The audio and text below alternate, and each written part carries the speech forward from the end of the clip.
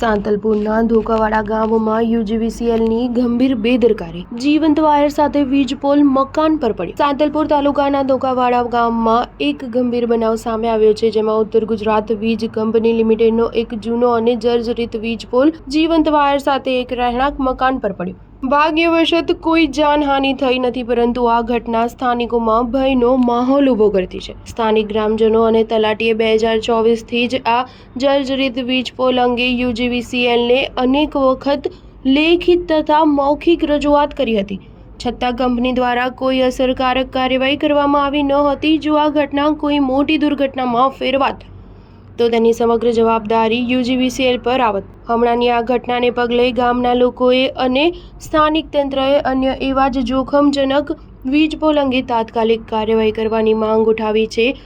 વીજ વિભાગે આવતીકાલ સુધીમાં જવાબદારી નિર્ધારિત કરી યોગ્ય પગલાં ન લે તો આગળની કાર્યવાહીના ઇશારા પણ મળી રહ્યા છે।